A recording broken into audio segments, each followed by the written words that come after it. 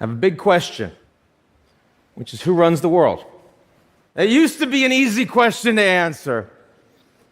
If you're over 45, like me, you grew up in a world that was dominated by two giants. The United States called the shots on one side of the wall, the Soviets set the rules on the other, and that was a bipolar world. It's very simple. If you're under 45, you grew up when the Soviet Union had already collapsed. And that left the United States as the sole superpower, dominating global institutions and also exerting raw power. And that was a unipolar world. And then about 15 years ago, things got a little more complicated. The United States increasingly didn't want to be the world's policeman or the architect of global trade or even the cheerleader for global values. Other countries were becoming more powerful, and they could increasingly ignore many of the rules they didn't like, sometimes even setting new rules themselves. What happened? Three things. Number one, Russia was not integrated into Western institutions. A former great power, now in very serious decline, and they are angry about it. We can argue about whose fault that is, but we are where we are. Number two, China was integrated into US-led institutions on the presumption that as they got wealthier and more powerful, they would become Americans. Turns out, they're still Chinese. And the United States is not particularly comfortable with that. Number three, tens of millions of citizens in the United States and other wealthy democracies felt left behind by globalization. This has been ignored for decades, but as a consequence, they felt that their governments and their leaders were more illegitimate. Now, if you look at all the headlines in the world today driving all of this geopolitical tension and conflict, over 90% of them are because of these three reasons. And that's why today we live in a leaderless world. But as we know, that's not going to be with us for long. So what comes next? What kind of a world order might we expect over the next 10 years? Some of what I might say, I think will surprise you. Because we're not going to have a bipolar or a unipolar or even a multipolar world. If we don't have one or two superpowers, we don't have a single global order. No, instead, we will have three different orders, a little overlapping, and the third will have immense importance for how we live, what we think, what we want, and what we're prepared to do to get it. But first things first.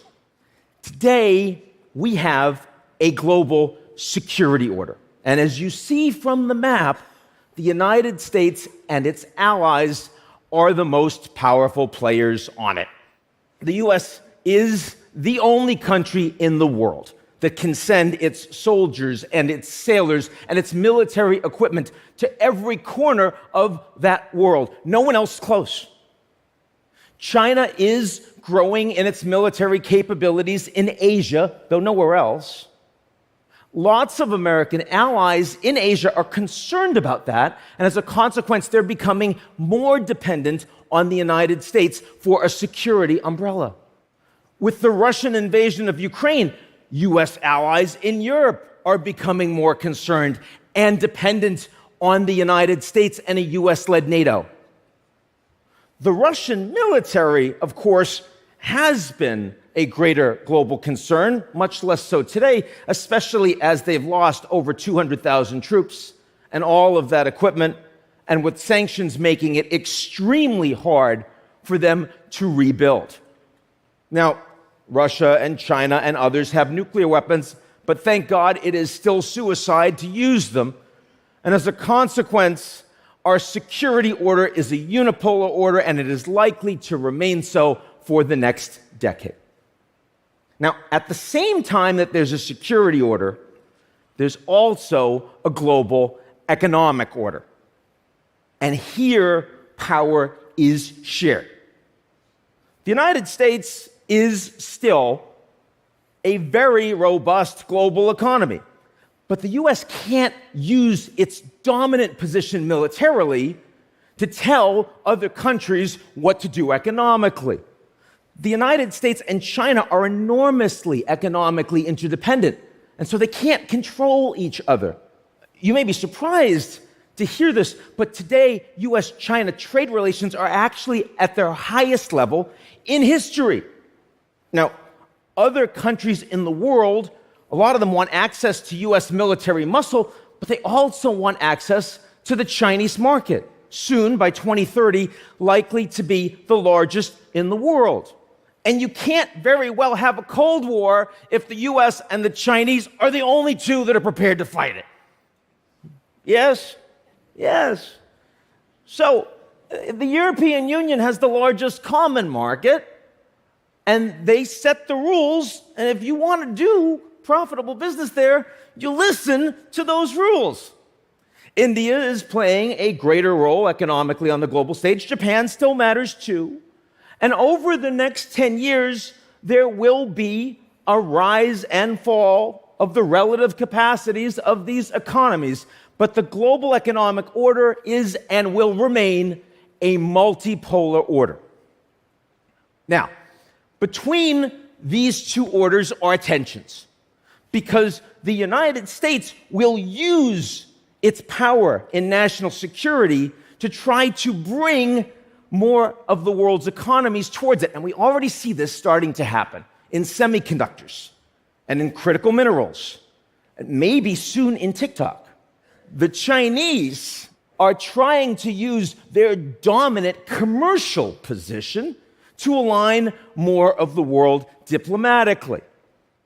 And Japan and Europe and India and everyone else will do their damnedest to ensure that neither of these two orders dominate the other, and they will mostly succeed. Now, so far, I have spoken with you about the two world orders we already see. But there's a third that is coming soon that's even more important, and that is the digital order. And the digital order is not run by governments, but by technology companies. We all know how much military support NATO countries have provided Ukraine during the war. But it's technology companies that provided the tools allowing Ukraine to defend itself from Russian cyber attack. It's technology companies that gave the Ukrainian leaders the ability to speak with their generals and their soldiers on the front lines. If it wasn't for those technology companies, Ukraine would have been fully offline within weeks of the war, and I don't believe President Zelensky would still be there today. Technology companies determine whether Donald Trump is able, in real time and without filter, to speak with hundreds of millions of people as he runs again for the presidency. It's social media platforms and their ability to promote disinformation and conspiracy theory. Without them, we do not have riots in the Capitol on January 6th. We do not have trucker riots in Ottawa. We do not have a January 8th insurrection in Brazil. Technology companies increasingly determine our identities. When I was growing up, It's nature or nurture. I mean, my deep and abiding emotional problems either come from how I was raised or some genetic failure. Could be both. But today, our identities are determined by nature and nurture and algorithm. If you want to challenge the system, you can't just question authority, as we were all told when we were growing up. Today, you have to question the algorithm. And that is a staggering amount of power in the hands of these technology companies. What are they going to do with that power? And that depends on who they want to be when they grow up. So if China and the United States work to exert much more power over the digital world, and technology companies in those countries align with those governments, we will end up in a technology Cold War. And that means the digital order will be split in two. If, on the other hand, technology companies persist with global business models and we retain competition between the digital and physical worlds, we will have a new globalization, a digital global order. Or, if the digital order becomes increasingly dominant and governments erode in their capacity to govern, and we've already seen the beginning of this, technology companies will become the dominant actors on the global stage in every way, and we will have a techno-polar order. And that will determine whether we have a world of limitless opportunity or a world without freedom. Now, at this point in my speech, I'm supposed to talk about the good news. But those of you that have heard this know that that is not coming. There is no pause button on these explosive and disruptive technologies. I don't know if you know this, there are over 100 people in the world today with the knowledge and the technology to create a new smallpox virus. Honestly, I don't have answers, but I have a few questions for the people that do. Because these technology companies are not just Fortune 50 and 100 actors. These technology titans are not just men worth $50 or $100 billion or more. They are increasingly the most powerful people on the planet with influence over our futures. And we need to know, are they going to act accountably as they release new and powerful artificial intelligence? What are they going to do with this unprecedented amount of data that they are collecting on us and our environment? And the one that I think should concern us all right now the most, will they persist with these advertising models driving so much revenues that are turning citizens into products and driving hate and misinformation and ripping apart our society?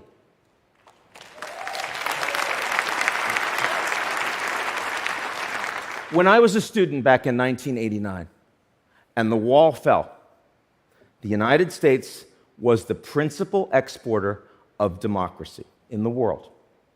Not always successfully, often hypocritically, but number one nonetheless. Today, the United States has become the principal exporter of tools that destroy democracy. The technology leaders who create and control these tools, are they okay with that? Or are they going to do something about it? We need to know. Thank you.